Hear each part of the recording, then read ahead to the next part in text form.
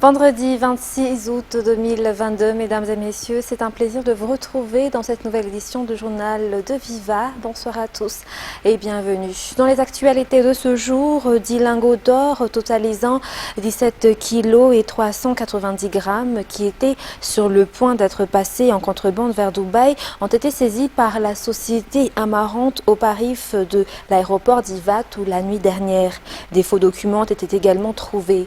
Jusqu'à l'heure actuelle, 2 personnes sont interpellées selon la gendarmerie nationale. Reportage de Ruth Christelle Rakoutmalal et Barnienne Denilson.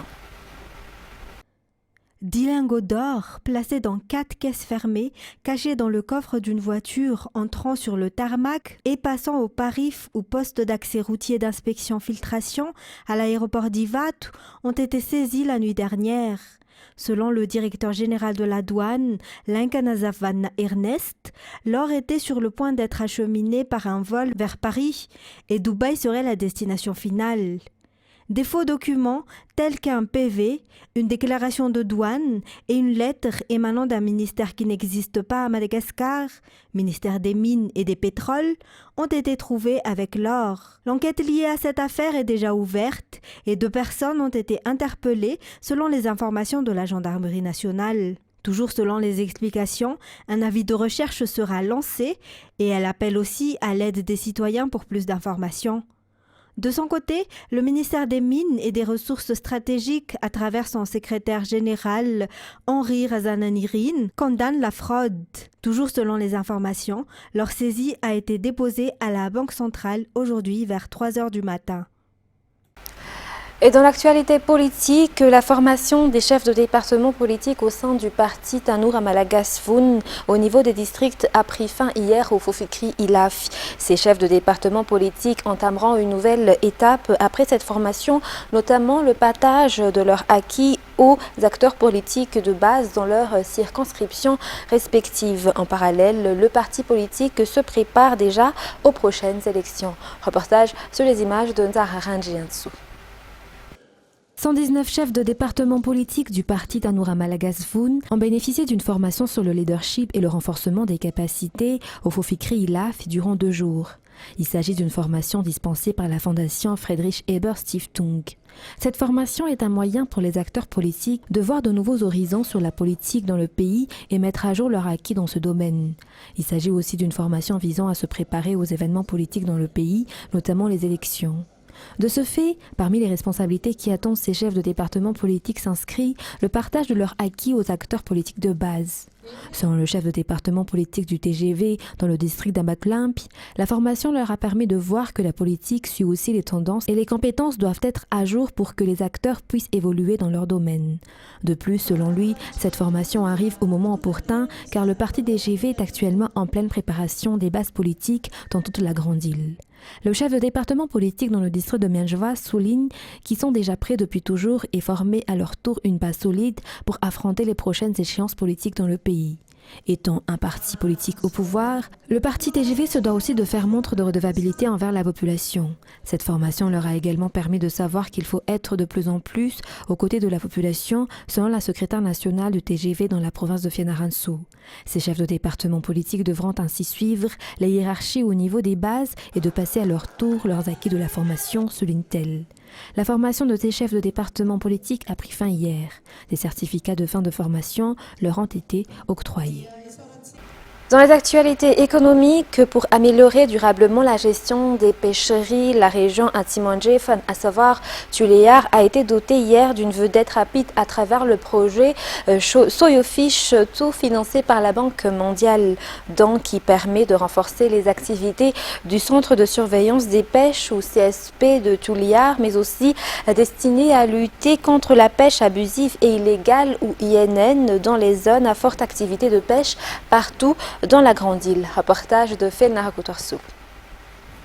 Madagascar subit une perte de 14 à 16 millions de dollars par an suite à des pêches abusives et pratiques illicites dans les zones côtières. Pour pérenniser les ressources halieutiques du pays, une gestion saine et un développement durable des pêcheries est nécessaire pour lutter contre ces pratiques illicites. Pour renforcer les activités du Centre de surveillance des pêches, CSP de Tuléar, Le ministère de la Pêche et de l'économie bleue, à travers le projet Soyofish 2, financé par la Banque mondiale, a doté ce dernier d'une vedette rapide hier à Tuléar. Cette vedette sera utilisée pour assurer la préservation des ressources halieutiques ainsi que le contrôle et la surveillance des différentes activités de pêche. Elle contribuera aussi au respect des dispositions législatives et réglementaires des navires et des opérateurs du secteur. Avec ces nouveaux matériels, le secteur pêche bénéficiera d'un nouvel environnement et d'une exploitation beaucoup plus surveillée. Les pratiques de pêche illicite épuisant rapidement les ressources halieutiques de la Grande Île seront ainsi limitées et le secteur, notamment la petite pêche, pourra désormais jouir d'une durabilité et d'un développement plus équitable, d'après les explications du ministre de la Pêche et de l'économie bleue, Mahathont Paubert. Cette remise dedans entre la réalisation de la réforme du secteur et la poursuite du VLRA numéro 10, la gestion durable de nos ressources naturelles. Par ailleurs, par la même occasion, pendant la remise de cette vedette à Tuléar, le ministre et toute l'équipe de MPEB et le projet Soyofish 2 avec les communautés locales ont planté 35 000 pièces de propagules sur une surface totale de 7 hectares de forêt de mangrove dans le Fuktan, un Singurtel de la commune rurale Belaland dans le district de Tuléar 2. La réhabilitation des routes qui relient les communes et les districts dans la région Sophie améliore les secteurs d'activité de la population. Les routes qui relient 7 districts ont été réhabilitées selon le gouverneur de la région Sophie, le général Rilson René de Roland. De plus, les usagers ont déjà ressenti le changement dû à ces réhabilitations. Jean-Claude Adjemalal nous en dit plus. Bon nombre de routes reliant Antsui, capitale de la région Sophie, aux autres districts n'ont pas été réhabilitées depuis des années. La construction de la route nationale numéro 6 n'a pas été dans les normes car le bitumage n'était pas assez épais, ce qui a provoqué cette dégradation actuelle. De ce fait, toutes les routes de la région sont en mauvais état et n'ont été réhabilitées que cette année 2022. Cela a pu être fait grâce au matériel octroyé par l'État au gouvernorat, selon le gouverneur de la région Sophie. Le ministère des Travaux publics a aussi apporté son appui à travers ses ingénieurs qui font le contrôle des travaux et le suivi. Plusieurs communes dans le district ne seront plus isolées et peuvent faire sortir leurs produits à partir de maintenant, souligne le gouverneur. La réhabilitation des routes aura également un impact sur les conditions de vie de la population. Dans les actualités sociales, la route reliant les Fukuntan d'Andjoujaké et les Sarpoudi dans le 2e arrondissement ont été pavées. Cette route avait fait l'objet de plaintes de la population car elle était boueuse et poussiéreuse depuis toujours. La députée élue dans le 2e arrondissement a aussi donné des lampadaires solaires pour éclairer cette nouvelle route après avoir visité cette nouvelle infrastructure aujourd'hui. Les détails avec Cécile Sylvain et Secha Anjenab. La route depuis Andjoujaké, passant par Sarpoudi vers la commune de Tanzmbat, est actuellement en bon état. Elle a été faite en pavé sur 1,8 km. Selon cette mère de famille qui a vécu ici depuis des années, c'est la première fois que la route est aussi bien entretenue. Son état d'auparavant n'est plus qu'un mauvais souvenir. La réhabilitation de cette ruelle entre dans le projet Lalankil après que la députée élue dans le 2e arrondissement ait fait une demande pour sa réhabilitation. Outre la route, la population de Sarpoud a également reçu des lampadaires pour éclairer cette voie publique nouvellement réhabilitée. La distribution de cartes foncières se fera également dans le Fukuntan selon les explications, car bon nombre des habitants ne bénéficient pas de droit au terrain. Et le nombre des passagers à destination d'Antsirabé a triplé depuis cette semaine comparé au nombre habituel. Le trajet dure 5 à 5 heures et demie du fait du nombre de véhicules qui prennent cette route actuellement. Pour le stationnement de Taxi Bros de Fassan-Karan, le nombre des véhicules est revenu à la normale si hier il était insuffisant. Les détails avec Fanjesen Mireille sur les images d'Yves Janel. Depuis une semaine, un grand nombre de passagers partent pour Antsirabé. La plupart partent pour assister au Famadian. Ce dernier fait partie de la culture malagasse et a été interdit ces 2 dernières années à cause de la crise sanitaire. En parallèle, avec le Famadian, dans la région Vaknakar, se tient également le JMJ ou Journée mondiale des jeunes, initié par l'Église catholique. Actuellement, le trajet vers Antsirabé dure de 5 à 5h30 du fait du nombre des véhicules qui y va. Des embouteillages sont vus sur toutes les sorties de la ville. Pour le stationnement des Taxi Bros de Fassan-Karan, 315 véhicules sont partis hier pour Antsirabé, soit plus de 7000 passagers. Ils ont dû faire appel à d'autres voitures pour renforcer l'effectif, mais cela est revenu à la normale aujourd'hui. Ainsi, ceux qui veulent partir pour Antsirabé doivent faire une réservation. Des contrôles au départ sont également effectués pour les voitures qui ont reçu des autorisations spéciales. Partant dans la partie nord de la ville d'Antananarivo, où les communes périphériques de la capitale ne possèdent pas encore d'infrastructures pour les forces de l'ordre, raison pour laquelle les cas d'insécurité y sont encore nombreux. Face à cela, le député de Madagascar, élu dans le district d'Avaradjan, a investi le budget de la CIA 2021 dans la lutte contre l'insécurité. La réception technique du poste de gendarmerie s'est tenue aujourd'hui. Reportage signé Radramananzatou et Anza Razonarvel.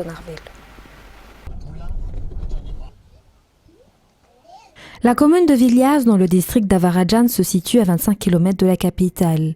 Cette commune est entourée de diverses communes et étant donné qu'elle est au centre, les malfaiteurs utilisent la commune de Viliaz comme lieu de passage selon le maire.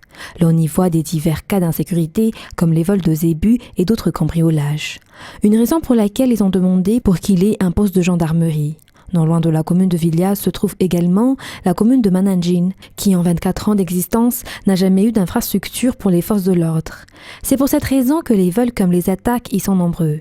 Afin de résoudre ce problème, les communes de Viliaz et de Mananjin ont bénéficié de postes de gendarmerie. Le financement de ces projets provient de la CIA 2021 octroyée aux parlementaires. La réception technique de ces deux infrastructures a été effectuée aujourd'hui. Le terrain où a été construit les infrastructures ont été aussi octroyés à la gendarmerie nationale. Dans les informations de ce jour également, 400 nouveaux journalistes professionnels ont reçu leur carte presse OJM. La distribution a commencé aujourd'hui à Mbouda. Les nouvelles demandes seront acceptées à partir de janvier 2023. Les détails avec Rose Christelle Rakoutmalal et Yves Janel.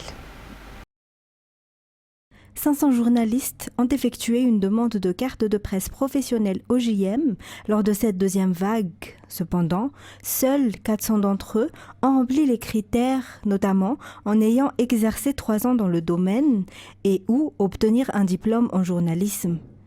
Comme lors de la première vague, la carte suit les normes avec un code QR que les journalistes ou les intéressés peuvent consulter sur le site de l'OJM. Il existe également des inspecteurs qui surveillent l'utilisation de ces cartes, confirme la présidente de l'OJM, Monica Armboul Rasouloarsan. Il y a plus de 1900 journalistes professionnels à l'heure actuelle. La carte est valable jusqu'en 2026. La prochaine demande pour les journalistes aura lieu en janvier 2023. À l'international, à présent, page politique, le parti du président sortant, João Lourenço, était en tête hier soir des élections en Angola après le dépouillement de la quasi-totalité des bulletins. Mais l'opposition incarnée par Adalberto Costa Junior était en passe de réaliser un score historique. France 24. Au fil des heures, l'écart entre le MPLA, le parti présidentiel, et UNITA se resserre.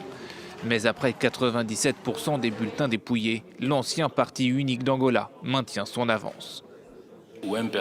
Le MPLA obtient un total de 51,07% des voix, ce qui en termes de mandat équivaut à 124 députés.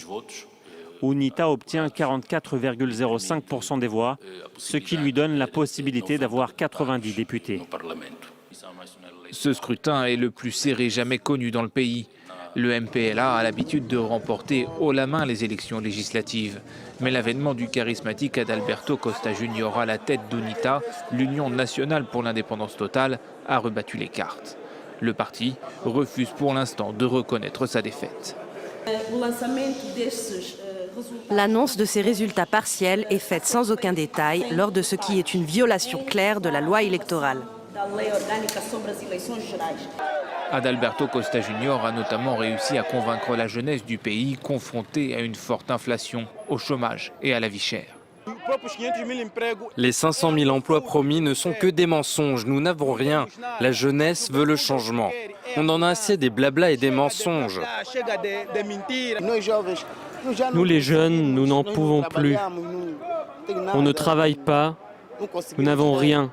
On ne mange pas, c'est plus de la souffrance qu'autre chose. L'Angola est le deuxième producteur de pétrole d'Afrique subsaharienne et un des principaux producteurs mondiaux de diamants. Pourtant, la pauvreté reste criante. En 2020, près d'un Angolais sur deux vivait avec moins de $2 par jour. Toujours dans cette page politique, en Italie, la chef du parti italien Fratelli d'Italia, Giorgia Meloni, a donné son premier meeting de campagne mardi dans l'ouest du pays. Cette Roumaine de 45 ans caracole en tête des sondages en vue des législatives du 25 septembre, malgré son passé au sein des sphères post-fascistes et des déclarations polémiques. France 24 nous en dit plus. Sur son affiche de campagne, Giorgia Meloni présente un visage rassurant. La chef de la formation d'extrême droite Fratelli d'Italia a de quoi sourire. Créditée de 25% des intentions de vote aux prochaines élections, son parti caracole en tête des sondages. En seulement 5 ans, Fratelli d'Italia a multiplié par 6 le nombre de ses soutiens. Parmi eux, de nombreux déçus des partis traditionnels comme Vincenzo. Ils voient en cette Romaine de 45 ans la promesse d'une stabilité politique. En Italie, nous avons vu passer tellement de gouvernements différents. Je crois que cette fois-ci, cela peut être différent. Nous avons besoin d'essayer quelque chose de nouveau. C'est en terrain conquis que Giorgia Meloni a lancé mardi sa campagne. Dans la région des Marches, arrachée à la gauche en 2020, une foule de 1000 personnes l'acclament. Ici, la chef de file du seul parti d'opposition s'affiche comme l'unique alternative crédible. Notre nation est une nation qui a besoin d'un gouvernement que nous bâtirons avec des personnes libres, des personnes qui n'ont pas de patron. Un gouvernement de personnes qui n'ont de compte à rendre à personne, des personnes qui ne se font pas acheter. Giorgia Meloni se définit comme une Italienne et une mère de famille chrétienne. Elle prône un virage sécuritaire et s'oppose fermement à l'immigration. Je suis une femme et je dois dire que le soir, c'est difficile de rentrer après 21h. C'est vraiment un gros problème. L'immigration non contrôlée est un énorme enjeu. Mais au-delà des frontières de l'Italie, son discours inquiète, car Giorgia Meloni est ouvertement eurosceptique. Un paradoxe, alors que l'Italie s'apprête à recevoir près de 200 milliards d'euros du plan de relance européen. Et pour terminer ce journal, la centrale nucléaire ukrainienne de Zaporijia, la plus grande d'Europe sous occupation russe et dont le site a subi des bombardements, a été rebranchée au réseau électrique aujourd'hui après une déconnexion la veille, a annoncé l'opérateur ukrainien Energoatom. France 24. Oui, effectivement, l'alerte était absolument maximale depuis hier et hier soir. Ce premier incident semblait clos. On attendait effectivement la reconnexion totale du réacteur au système électrique ukrainien, parce qu'au-delà du risque au-delà du risque nucléaire en tant que tel, la question autour de Zaporijia, c'est de savoir si les centrales peuvent fournir de l'électricité à l'Ukraine. Vous savez que cette centrale fournit en temps normal 20% de l'électricité à l'Ukraine, et c'est véritablement ça l'enjeu qui va se jouer dans les semaines à venir, et notamment en vue de l'hiver. Les autorités ukrainiennes soupçonnent les Russes de vouloir détourner l'électricité vers la Crimée. Le directeur général de l'AIEA hier se disait extrêmement préoccupé et va essayer de monter une délégation, une visite sur ce centre. Ça devrait avoir lieu dans les jours qui viennent, mais là encore il y a un bras de fer diplomatique. Les Russes souhaiteraient que cette visite se fasse en passant par la Russie, pour d'une certaine façon valider le fait que cette zone aux alentours de la centrale de Zaporijia est maintenant contrôlée par le côté pro-russe, et donc ça pose des problèmes du côté ukrainien. Donc en tout cas, ce qu'on peut dire, c'est que le risque, l'alerte maximale est baissé, et que le bras de fer qui se joue maintenant, c'est celle de la visite de l'AIEA et les conditions de cette visite. Mesdames et messieurs, c'est la fin de ce journal. Nous vous remercions de nous avoir suivis jusqu'à son terme. Très bonne suite de programmes sur Viva. Bonne soirée à tous. Au revoir.